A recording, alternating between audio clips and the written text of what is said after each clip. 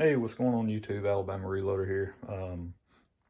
So today we are working on a 308 load. The hunt still continues for my own personal 308. I've already got the loads dialed in. A couple of buddies of mine, I think I posted some videos about that.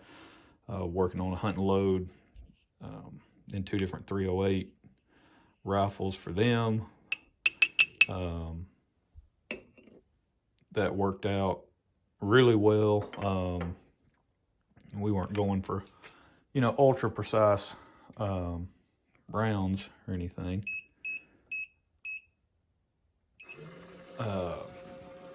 But we still wanted, the goal was kind of, sub MOA roundabout, at least.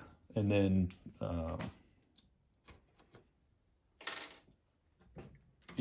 decent velocity numbers in terms of consistency, standard deviation, extreme spread, all of that stuff. And we did. We achieved those results using these guys. The Sierra, the Game Kings, the 165 Game Kings, and the groups were, MOA just a hair under, which is acceptable. Velocity numbers were good. I was able, in one of my buddy's rifles, he was wanting to minimum 2,800 feet per second is what he was wanting with the 165s,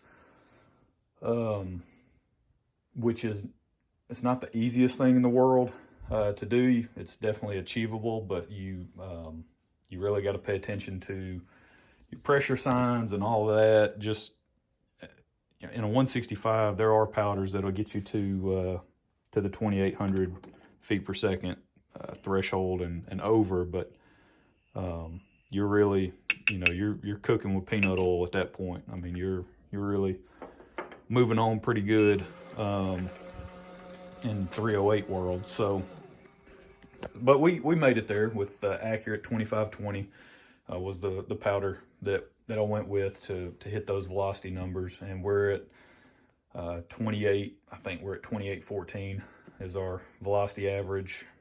Standard deviation is really good. I think it's in like the low teens. The other powder that I chose for the other setup was IMR 4064, where a couple hundred feet per second slower. Using that, we're at like 2609, I think, somewhere in that range maybe, on our average for the other setup. But same thing, really good standard deviation numbers. So, and both groups were sub MOA, which is what we were looking for.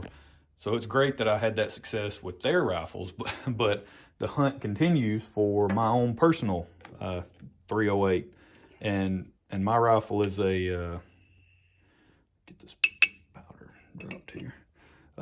My rifle's a Remington 700 mountain, stainless, 308. It's a super lightweight rifle. It's a really nice rifle. It's got the Bell and Carlson, stock on it. Running our RCBS gold medal match dies, seating die. But so it's got a really nice stock on it. I mean, it's a great looking rifle. Kicks like a mule, even though it's only in 308, just because of how lightweight it is. Nothing to really mitigate that recoil, so it does punch you pretty good when you shoot it, even though it is a 308. But I just haven't had great success, I'll say, in identifying a consistently good combination for that rifle.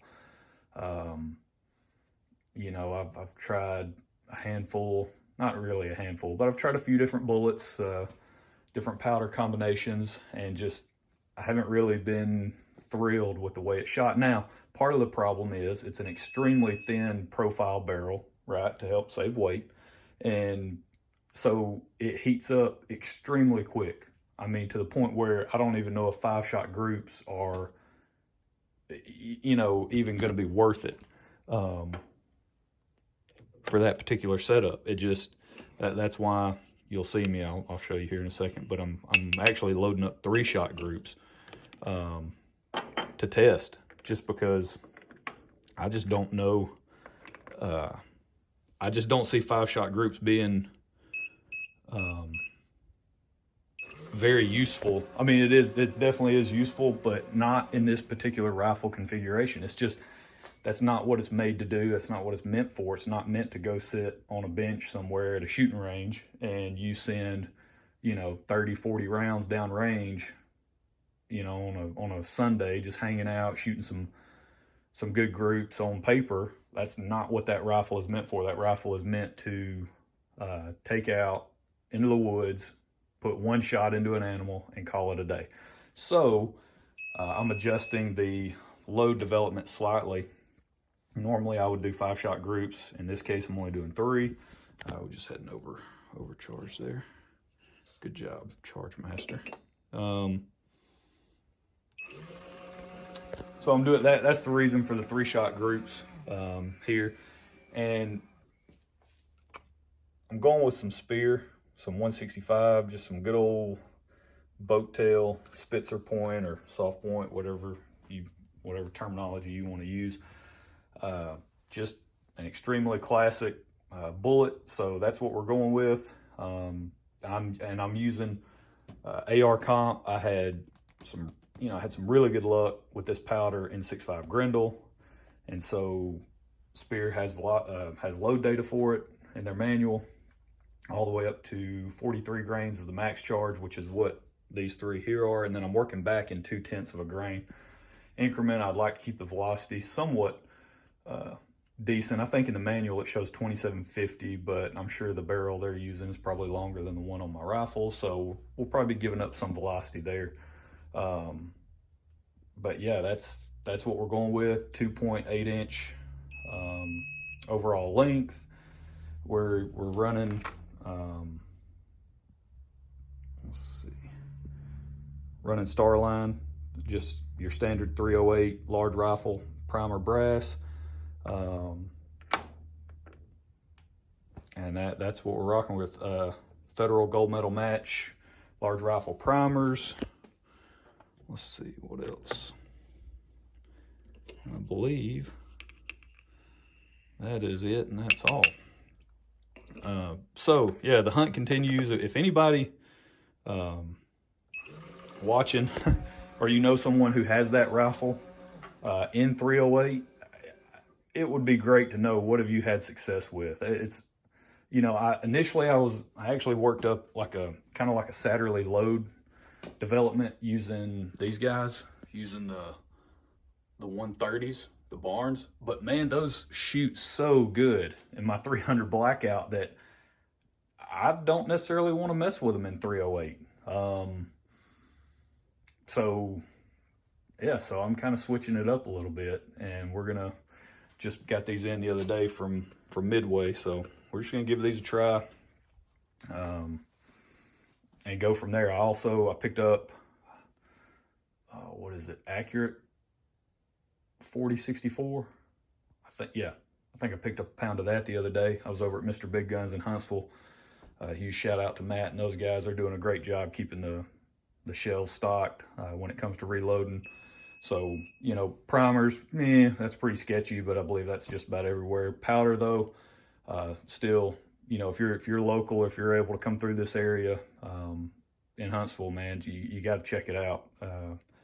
It's definitely starting to, it's not able to restock as fast as it's being bought, but I mean, just locally, it's been one of the better options, probably the best option for me locally.